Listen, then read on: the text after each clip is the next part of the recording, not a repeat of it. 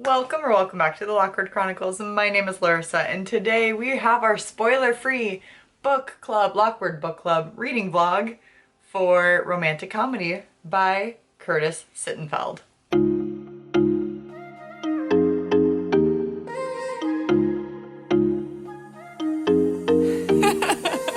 If you notice that I'm in the same attire, same position as my last reading vlog ended for Ghosted, you are correct because I'm going straight into reading this and I'm so excited. It is a thinner book. Oh no! I dinged it or something. There's like a, did I cut this by accident? I think I might have cut it when I was opening it with my sword. There's like a little scratch right down the center. Probably from me. Let's read the synopsis of this book. A writer thinks she's sworn off love until a dreamy pop star flips the script on all her assumptions. A hilarious, observant, and deeply tender novel from the best-selling author of Eligible Rodham and Prep. Sally Milt is a sketch writer for The Night Owls, a late-night live comedy show that airs every Saturday. So Saturday Night Live, we can just assume. With a couple of heartbreaks under her belt, she's long abandoned the search for love, settling instead for the occasional hookup, career success, and a close relationship with her stepfather to round out a satisfying life. But when Sally's friend and fellow writer Danny Horst begins dating Annabelle, a glamorous actress who guest hosts the show, he joins the not-so-exclusive group of talented but average-looking and even dorky men at the show and in society at large, who've gotten romantically involved with incredibly beautiful and accomplished women. Sally channels her annoyance into a sketch called The Danny Horst Rule, poking fun at this phenomenon while underscoring how unlikely it is that the reverse would ever happen to a woman. Enter Noah Brewster, a pop music sensation with a reputation for dating models, who signed on as both host and musical guest for this week's show. Dazzled by his charms, Sally hits it off with Noah instantly, and as they collaborate on one sketch after another, she begins to wonder if there might actually be sparks flying. But this isn't romantic comedy, it's real life, and in real life, someone like him would never date someone like her, right? So it sounds like this is Saturday Night Live with Pete. I was about to say Pete Wentz, that's not it. Pete Davidson. Yeah, it sounds like it's the Pete Davidson phenomenon. And I think Pete is so attractive. I think he's so cute and he just looks so kind and so loving. But yes, it sounds like this is poking fun at that phenomenon of Pete Davidson just dating all these beautiful, gorgeous women all the time.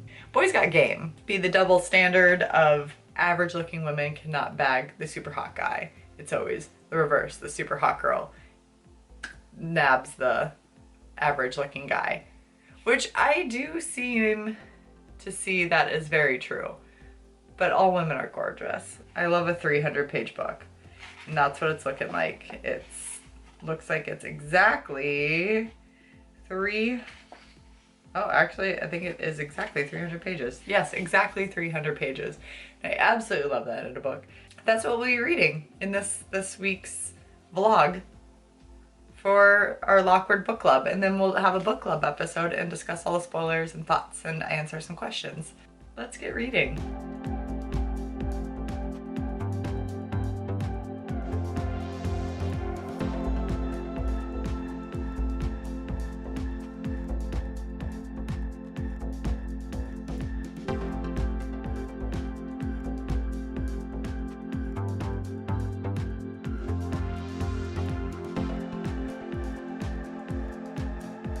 Hi, good morning.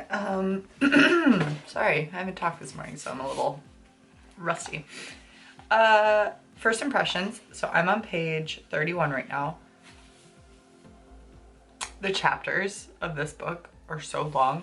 The second chapter, so between 1 and 2, is 128 pages. Like, this is chapter 2 over here. This is chapter 1. Those aren't chapters, those are parts. But I will say there are breaks in the writing with the schedules, like it goes by like Tuesday, Monday at 12:10, whatever kind of thing. So that's annoying. I wish it was in chapters. Even if the chapter started with the date. I don't know. That's just my thing. But Then, what else? Oh, this is definitely based off SNL for sure. TNO, yeah, the Night Owl. Their schedules, like their weekly schedules to be a part of this, like for writers, is horrendous. It starts off like right away with that schedule. I would not survive. I struggled to stay awake until 9 o'clock. The fact that their workday typically doesn't start until 1 and they pull all-nighters a lot of the time. No thank you. So our main protagonist, she goes in and writes during the day, like pretty early on, but it's expected for all of the writers to pull an all-nighter even if they technically don't have to. It's the camaraderie sort of aspect, but I'm like, that is just so silly to me. Like, why wouldn't you just write when you're able to and not feel pressured to stay because of whatever reason? There is a lot of real life situations, like real life things that are happening, and I'm not really sure how I like it. I think it's gonna be very much of a real life character study. And oh, we did get introed to the guest for the week. Interested to see how he comes into play. He seems pretty chill. I don't know how I like our main character. Hello, good morning. What am I talking about? Things we're talking about things. Oh yeah, hi. Just got back from the gym. I have quite a bit of work to get done. It's supposed to be 78 here today. So I'm gonna try to get all of my stuff done by the time that it's super warm and I can go outside and read, because I think all the snow will be finally melted off of my patio, and I'm just pumped. I'm so excited. Spring is here, summer is here, I don't care. All right, book update of romantic comedy. I am somewhere along in this book. I am on page 61. You guys, I'm not really sure how I'm feeling about this right now. I've had 2 interactions with Sally and Noah so far within the first 60 pages, and that's what I've liked so far, is their interactions. I think they're just cute and pure and wholesome. The things I'm not enjoying, it is taking so long. I feel like we are getting so much description about her everyday work life that it's doing a lot of setup of her daily schedule. It's kind of annoying. There is, I mean, yes, I get it. There's a quote in here that says, Sally wants to create characters who aren't flawless, but also aren't ridiculous or incompetent at life. Meaning she wants to eventually write romantic comedies for movies, like scripts for that. And I feel like that's what the author is trying to do here. But instead of giving us a dynamic human, we're getting somebody's everyday living, you know? Like, we're not getting the dynamics of them, we're just getting their daily schedule or their weekly schedule and what they do for work. And yes, I understand that that is some sort of setup is important in books, but at the same time, we're 60 pages in. We haven't had really any flirty moments with our 2 main characters. We don't really know much about Noah besides the fact that, I mean, he's quite charming and funny and is very sweet, and that's about it. So far it seems like he's just a person and nothing's gonna happen. Like, there's not really much that is gearing them towards something. It just seems like, oh, he was at work this one week and I'll never see him again kind of vibes. It's taking too long to set up for me. And I know, like, I like a slow burn, but there's not really much pining. There's not really much of anything happening. There's not really many thoughts of him either. I don't know. It just kind of feels random.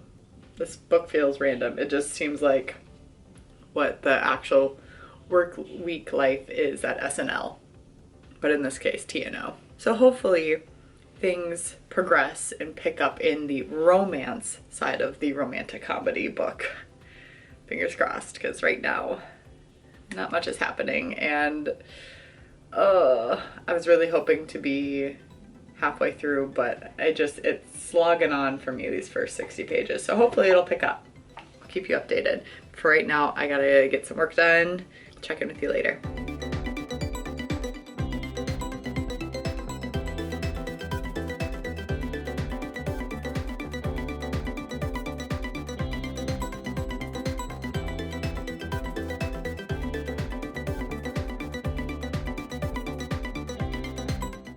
Guys, that was so great. Sit outside. It's so nice out. It's so nice out. Oh, that was absolutely wonderful. It's still late out. I could go back out. I got hungry, so I came in and ate. There was a wasp. The wasps are out. They're wasping around. I love reading outside. I love sunshine. I love sweating while I'm reading, to be honest, because I wore all black. And the sun was beating down on me and I felt warm and happy. It's warmer outside than it is in my house right now, which doesn't take much. All right, well, the book right now. I am on page 93.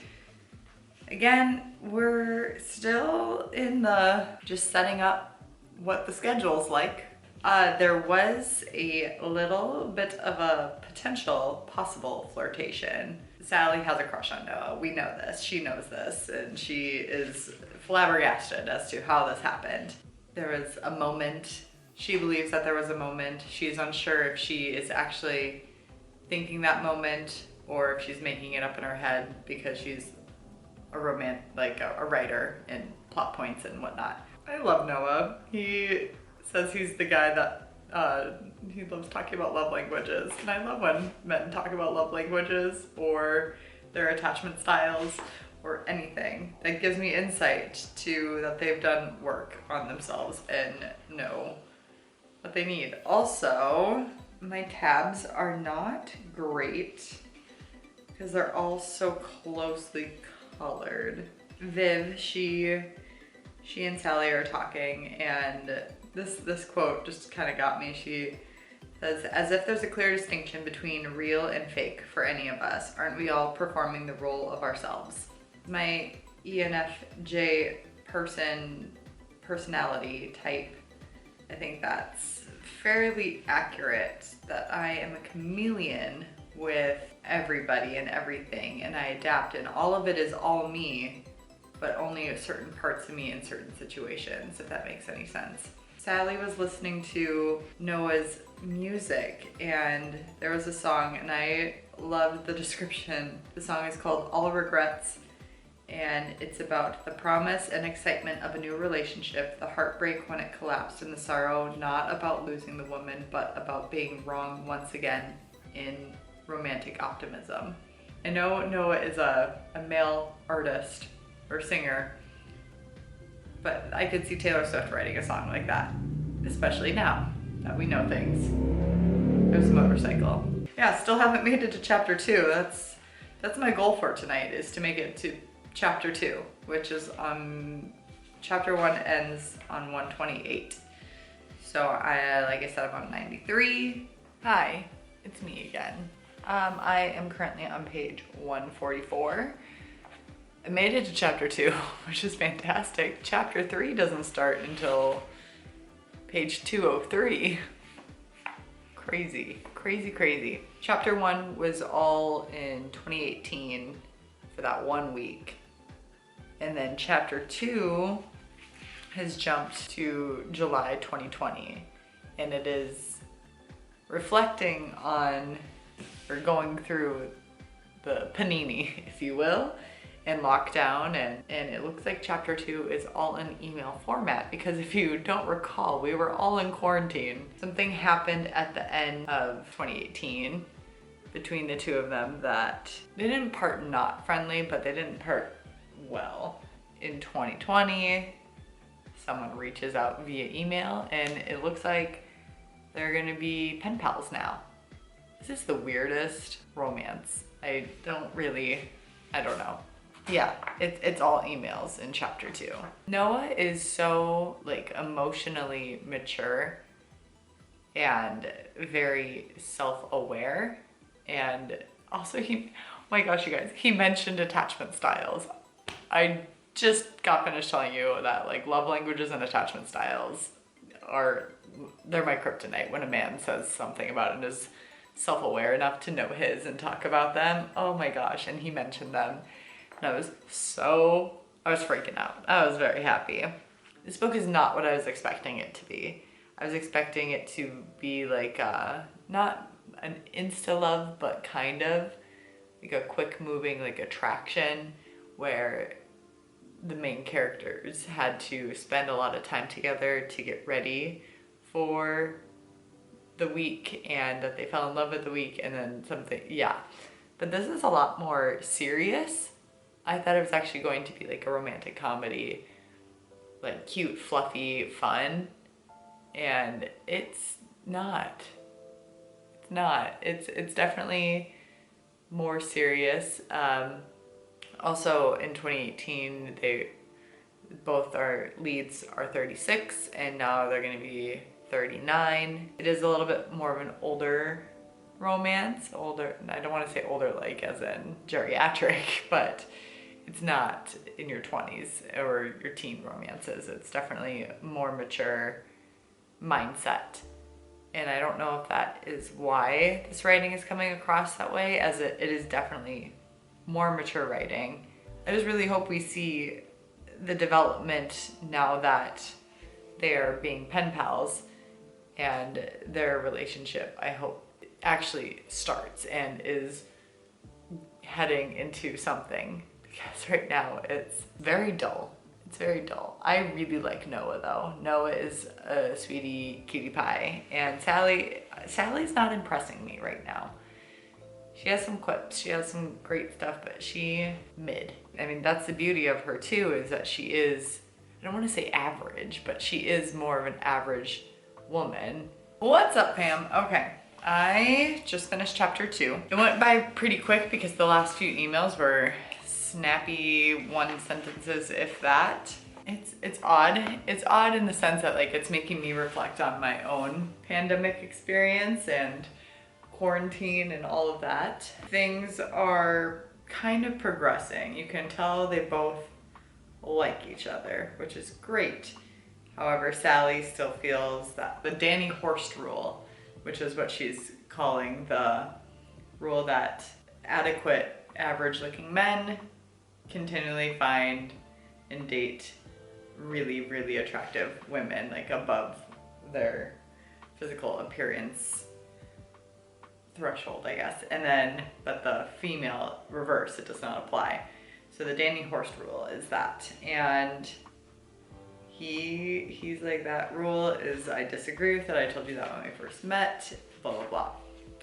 And you can just kind of tell that they're flirty. So chapter 3 starts in August 2020. We'll see what happens. It is starting to pick up. We have 95 pages left of the book. I'm not disliking it by any means. If I would have known going into this like what it was about and like how it was laid out, it wouldn't have been something I would pick up on my own. It's 87 degrees out right now. That's so crazy. That's so crazy. Yeah, so I'm definitely gonna go sit outside for a bit. Probably do some reading out there. I'm on page 248, so I have like maybe an hour left to read this. And it's gotten so much better. There have been a few spicier scenes, nothing too in detail. So if that's something you would like to know, there's that. We only have 52 pages left, and like I don't feel like there's a lot that can happen in that amount of time unless it's like really just sped through and rushed. I don't know, because the beginning of the book, it was super slow. Let's see how this ends.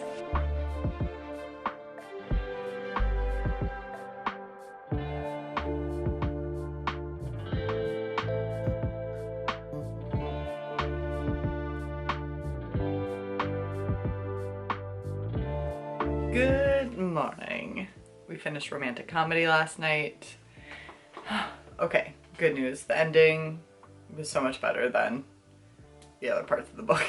Bad news is it's a mid book. It's mid. I feel like the descriptors on Book of the Month were not correct for the book itself. Let's see. This said it was romance, quirky, light read, movie-ish. I would say it is not a light read. It's not necessarily a heavy read, but there are definitely heavier topics, as well as for those that do not want to read about the quarantine experience and relive 2020 again. This is probably not the book for you. I wouldn't say it's quirky. Quirky to me means like stereotypical rom-com, and this was definitely not a rom-com, even though it's romantic comedy. Okay, so first of all, the book is written in past tense. I didn't think that bothered me until I read this, and I'm like, this kind of bothers me that it's in past tense.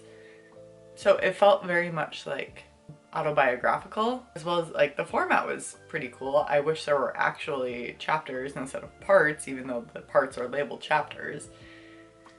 It could have easily been divided up into chapters, whatever. Not my book. First part, like I stated, was very much the schedule of how a late night TV show, comedy show is run. It didn't have much more than that. And then the second part was emails, so creating that relationship between Sally and Noah. And I did enjoy seeing the emails, but again, nothing was salacious, nothing was that deep. They seemed to struggle to express what they wanted from each other to begin with. There was definitely underlying hints of it and all of that. And then the third part, Noah is fantastic in this book. Noah is amazing. He is a man who has went to therapy, and he's very well spoken and does very well with expressing his needs and his feelings. And Sally self-sabotages a lot, and I think that was my issue with Sally, is I recognized a lot of my own behaviors in her. If somebody told me this was based on true events, like a true story, a true love story, I would believe them, because it is written as such. So the writing is very good in that it's not very exciting in the sense of some major thing. I don't know. It just seems more of like a retelling of someone's actual love story. It's very mature writing, and I enjoyed that. Overall though, this book, it's okay. It's okay. It wasn't, I think it's because I had different expectations. I thought we were going to get like an actual rom-com, and that's not really what we got. And it was very slow, it was very thoughtful, and Sally had a lot of really good rants in here. She's very opinionated, which I don't like conflict. So that's my own issue, but she made some really great arguments in here too. Even if she did jump the gun on a lot of stuff. In regards to talking with Noah, there was kind of a third act breakup. I am happy I read it. I think it was just marketed incorrectly. Next up, I will be doing my book club episode where we will dive into the spoilers, answer any cues that come from this book. Hope you look forward to that. And with that being said, respect others, respect yourself, and do something amazing with your day. Thanks, bye.